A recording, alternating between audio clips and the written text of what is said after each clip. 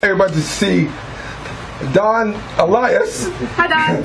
How you doing, Don? He's the he's the guy behind OneTalkNetwork.com. So, everybody said, who is that guy? That is Don Elias. And Robin, we got a lot of stuff to talk about today, do we not? We have a great deal to talk about today, Aaron. We're very excited. It's our inaugural show. We've got tons and tons of people crammed in here today because we're so excited. We wanted everyone to share it with us. Everyone to share it with us. And in fact, as there's a lot of things going on in the world, there's a lot of things going on right here. We thought, though, that it would be really good to start this off with a quote, right? Absolutely. All right, so before we do that, let's tell people who we are. So this is All Things Employment. Welcome. On OneTalkNetwork.com, I am Aaron Boyce, and you are? I am Robin Rosehammer. And who else we got in the crew? My name is Elia Ganta. And I am Otis Ross. Otis Ross. All right, fantastic. So this is us. And now, do we need a drum roll for the quote? Actually, I don't think we need a drum roll. It's what I would consider to be an oldie but goodie, but I picked it because this is our first show. Okay, so, then. With no further ado, today's quote is, "The journey of 1,000 steps begins with, the journey of 1,000 miles begins with one single step." That's Lao Tzu. Lao Tzu. Exactly. Okay. That's actually a translation from the Chinese. Okay, so now, the journey of 1,000 miles begins with one step. Exactly. Now, that was profound. Well, thank you. I appreciate the acknowledgement that I, too, can be profound. But I decided, because today was our inaugural show, and we're hoping to have at least 1,000 of them, that the journey of 1,000 miles begins with one step. The journey of 1,000 shows for all things employment on OneTalkNetwork.com starts with today. All right. So then, you picked that quote, and it's a good one. I know for me, I've traveled 1,000 miles, and sometimes it's scary because you're saying, wow, that's a long way to go. How will I ever get there? Well, the important thing to remember on any journey is that you have to have a plan. One of the things that we'll be talking about on our show as it relates to employment is planning your journey. Also, when you're on a journey, it's important to make sure that you're keeping good track of where you've been. So we'll also talk about the importance of doing that as it pertains to your employment. Because planning is employment. Absolutely. You cannot go anywhere unless you know where you've been, and that includes a job. So making sure that you're keeping good records for your resume, for your portfolio, making sure that you're keeping good track of who you know, that's your network, making sure that you're keeping good track of your skills. Mm-hmm. All of that is going to add to your employability and your employment retention. Robert, I think that is a key word. Can you put that down on our keyword board, please? Absolutely. Planning. What color is it going to be? Black? Okay. I'll start with black. You start with black? All right, fantastic. Because black is beautiful. Can I say that? Absolutely. Okay, fine. All right. So, planning. Yeah. Contortionism. Okay. No, that's not. Okay. P-L. Okay, fine. I'm just trying to help a lady out. That's all. It was right, and then I got corrected. I got the hairy eyeball from Aaron, and he made me nervous about my spelling skills. Oh, okay. So now something interesting happened over the past, I want to say, month or so. Going online, and I'm seeing people pouring water on their head. I mean, really, I'm seeing people pour water on their head. I'm thinking, why are people pouring water on their head? That doesn't sound like good planning, does it? Let's see. I plan to pour water on my head, so I had to dig further. I had to dig deeper. I had to find out why are people pouring water on their head, and I found out it's this thing called the Ice Bucket Challenge. So then I said, okay, fine. This is only insane people pouring water on their head. And then I looked a little bit more, and I saw Bill Gates, Oprah Winfrey, Ethel Kennedy. President George Bush is pouring water on his head, and I go, wow, this is bigger than just the action. There's something important going on there. Absolutely. There is a dynamic and, I might say, brilliant movement going on in our country, and I'm very, very pleased that we have a couple guests with us today from the ALS Association, specifically the Greater Sacramento Challenge. I'd like to welcome both Rene and Nancy here with us in the show, in the booth today. Thank you. Thank you. So we're going to talk a little bit about Aaron's experience with the Ice Bucket Challenge, which happened earlier in the week. But I also want to give Nancy an opportunity to explain to our listeners what ALS is. All right. Well, ALS, amyotrophic lateral sclerosis, or better known as Lou Gehrig's disease, is a neurological disease that can strike anyone. Although it has been found that veterans are twice as likely to get this disease.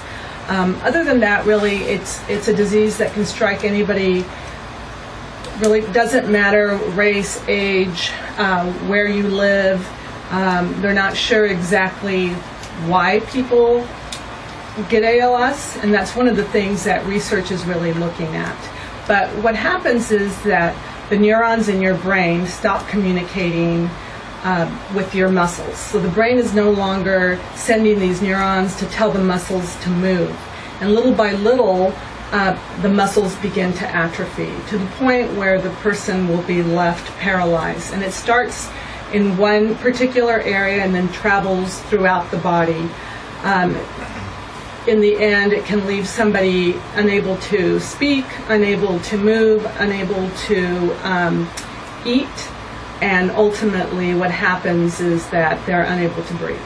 So the disease is degenerative, which is Yes. actually what ultimately causes one's demise, not necessarily the condition itself.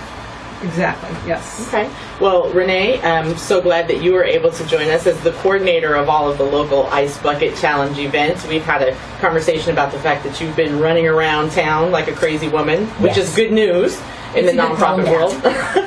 So tell us a little bit about your travels lately. So I've been working with the Irene B. I knew I was going to forget it. The School of Nursing at UC Davis. They were doing the Ice Bucket Challenge and then challenging other nursing schools throughout the nation to take the Ice Bucket Challenge. Working with Aaron to do the Ice Bucket Challenge. And also, people will call and say, what are the rules? And there really are no rules.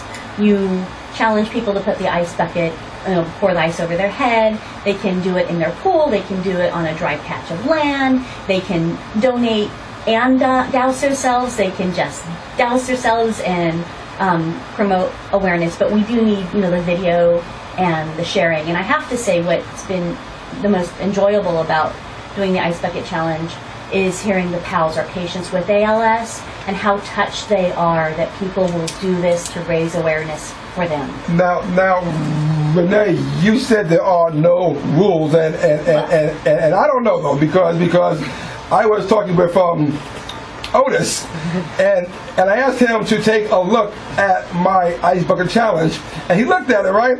And the one question he asked me was, well, Aaron, where's the ice? So I'm thinking for Ice Bucket Challenge, yeah, there should be some ice. And I told him, now, Rene, you saw the ice, right?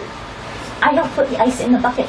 Okay, but we put the ice in the bucket, but it melted. Now, this was important for Otis because he has a personal story, a personal connection with ALS. I do.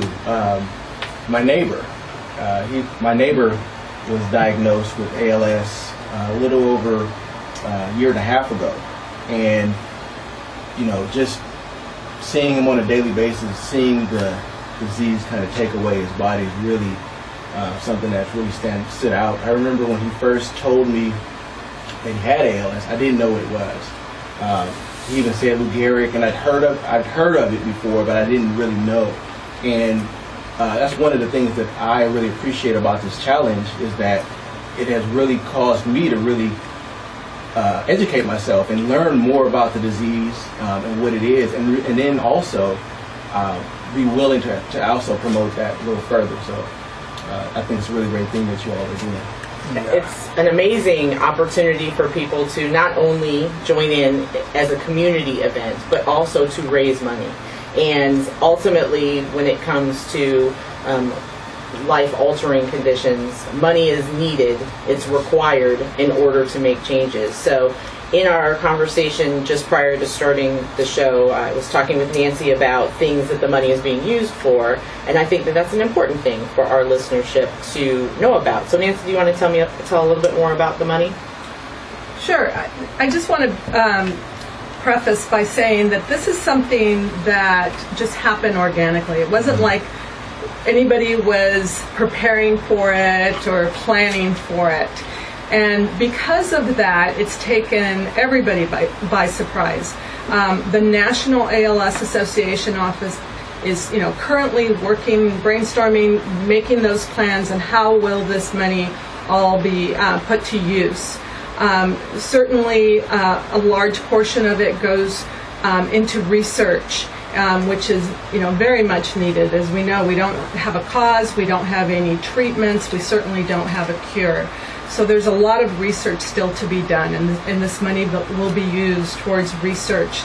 In addition, the chapters themselves, and there are chapters throughout the nation, do a lot of direct patient services.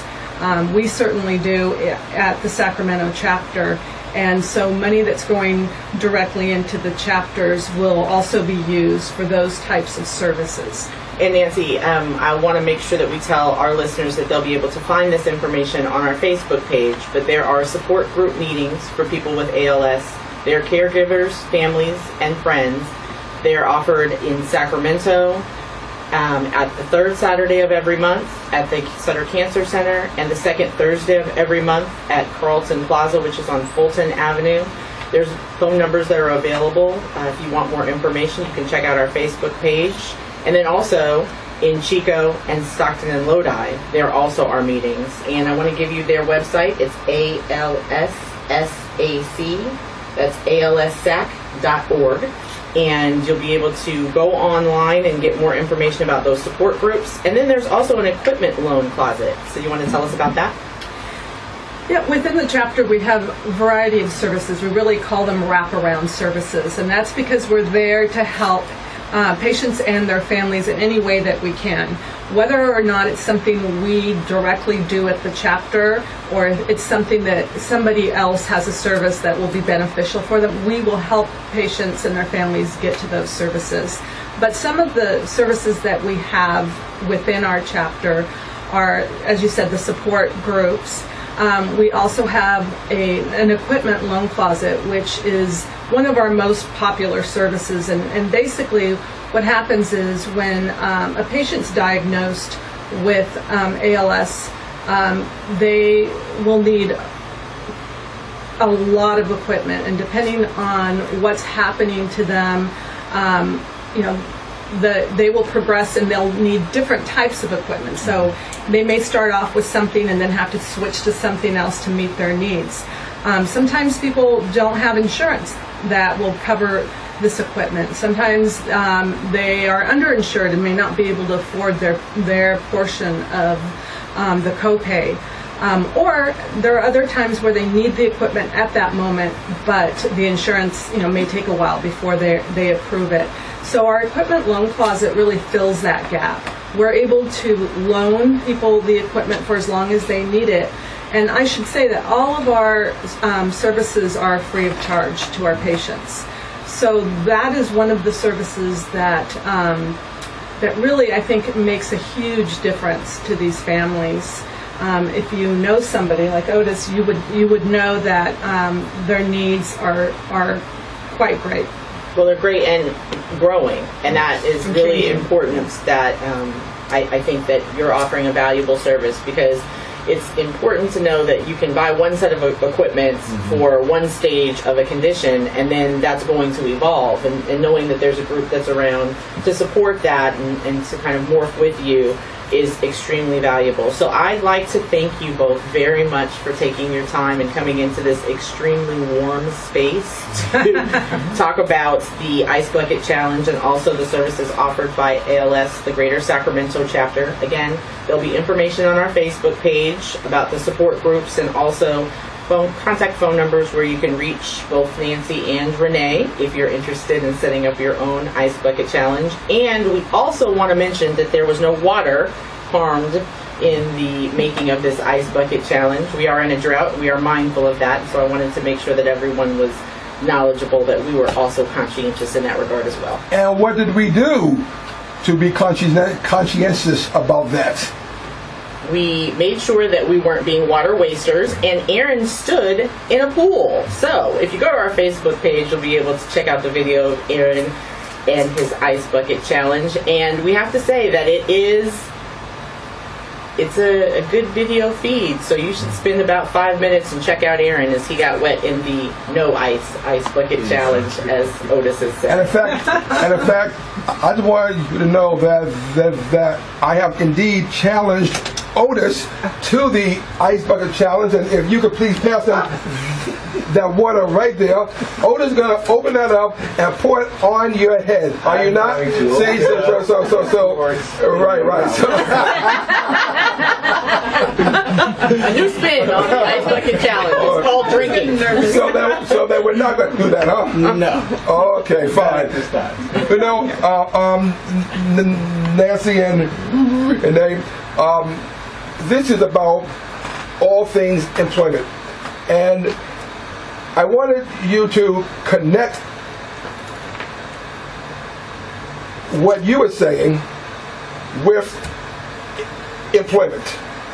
Okay? So where is the connection between ALS and the debilitating problems that they have and employment? I think certainly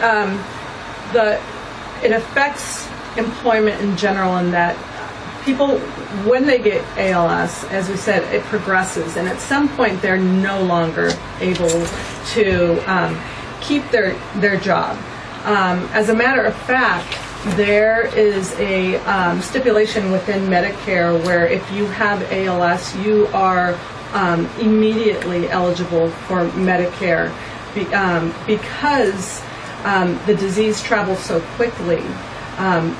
That the life expectancy is 2 to 5 years. Mm-hmm. So people don't have time to waste. They don't have time to be waiting around for their benefits to kick in.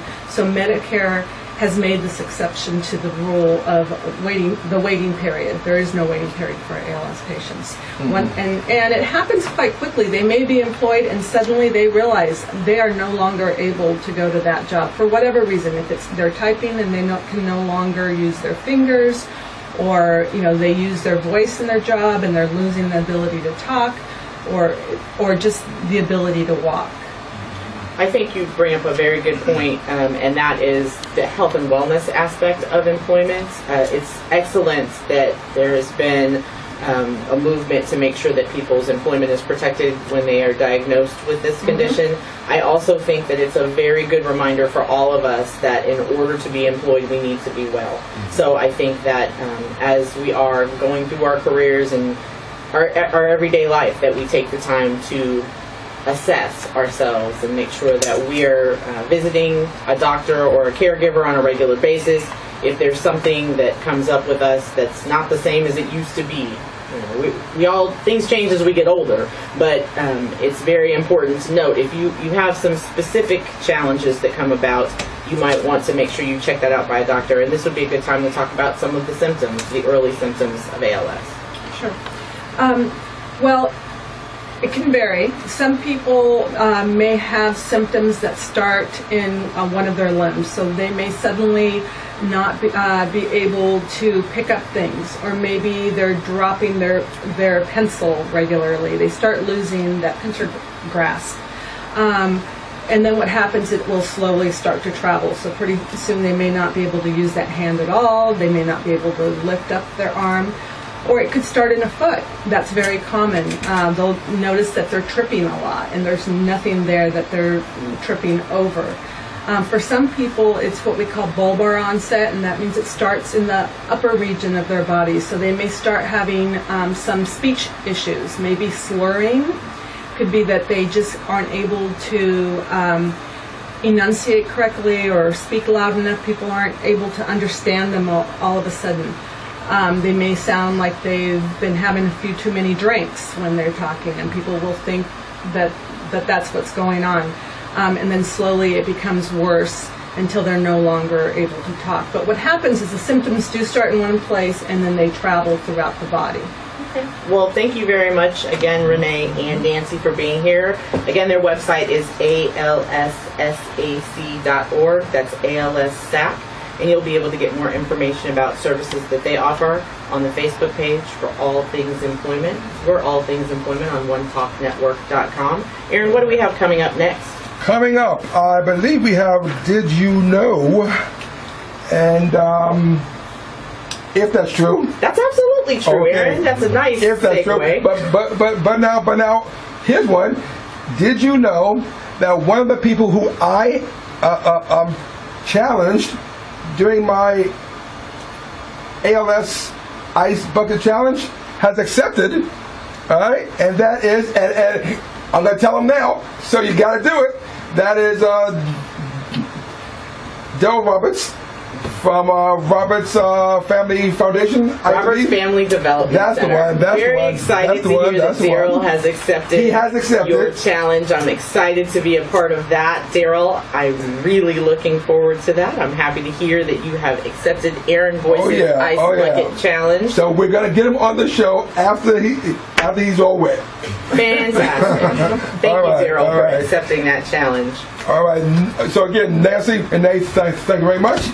And did you know? Did you know? We're going to talk today about time wasters, and it is very important as it pertains to your employment and planning your employment journey that you are mindful of your time. As we talk about the journey of 1,000 miles, we want to make sure that we are maximizing and optimizing what we are doing with our time. So, when you sit down to browse the internet, have you ever found that hours have gone by and you have not actually accomplished the task that you set before you? Does that ever happen to you, Aaron? That's because things keep coming up, and I gotta look there, gotta look there, gotta look there. Elliot, have you ever been caught surfing the net before? Yes. All the time. Although not at work, right? Not at work. Definitely not at work. Okay. So one of the things that you can do to help yourself out with that time waster is to set a schedule for yourself. If you set a timer, that way when you start surfing the internet and you're looking for something specific, if your timer goes off after 15 or 20 minutes and you haven't actually accomplished the task you set before yourself, you know that you need to get a little more focused. Set another timer and make sure you are maximizing your time. Another time waster. Oh, sorry, Aaron. Can I put down set a schedule on our little board? Can I say set a schedule? I would appreciate that if you would write that down. Set a schedule. Set a All right. schedule. There it is. Set a schedule is going on the board for all you people who are watching us on YouTube. You'll be able to see Aaron recording that for posterity. Although you want me to read it, but I'm trying. Okay? Yes. You'll find as you get to know us that Aaron's penmanship is special, and you'll need a decoder class, like a Okay. special magic decoder ring to be able to read it. There you go. Another time waster is email. Oftentimes we go through our email and we go to respond to one message and then find ourselves lost in all of those other messages that we haven't had a chance to get to with our very busy schedules. So like our internet surfing, it's important that we are keeping an eye on the time and that we have a list of things that we want to accomplish. It works best for me to actually physically write that list out. I want to make sure that I'm emailing this person and that person and I'm responding to this message and forwarding this information.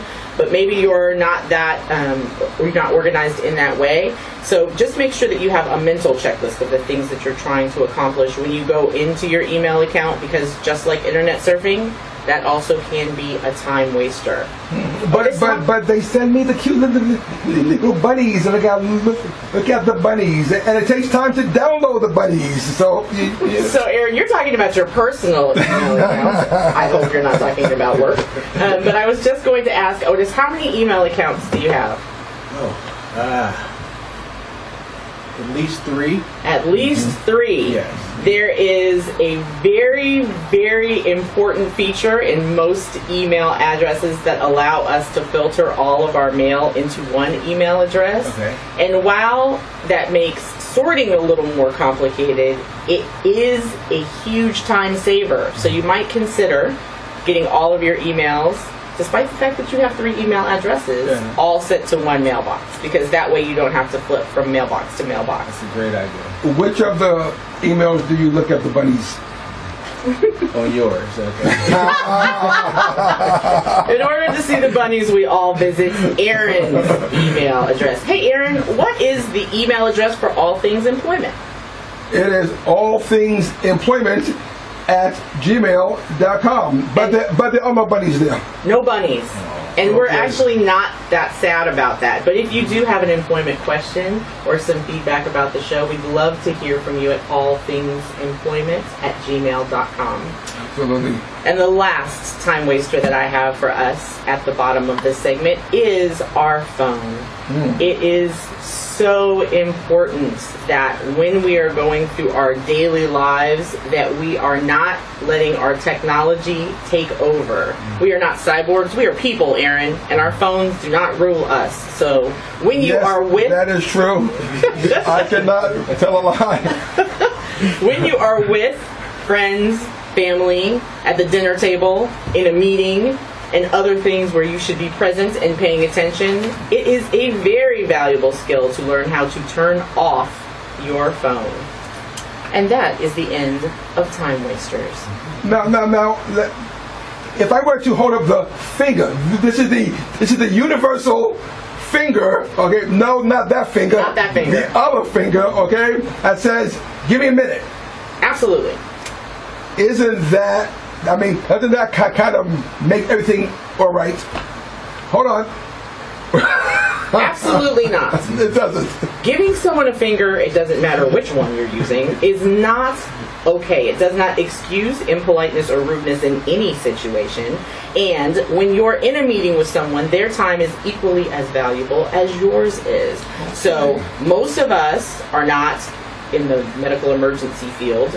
Those phone calls aren't life or death. Those text messages aren't life or death. And they can wait for the 10, 15, 30 minutes until we finish. So we're not wasting other people's time. And so we're not going to waste any more time. We have to say goodbye to this half hour and talk about the next half hour.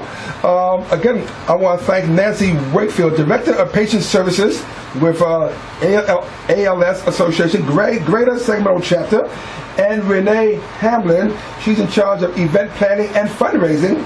And, I had fun. You guys can have fun. Dump the water on your head. Donate.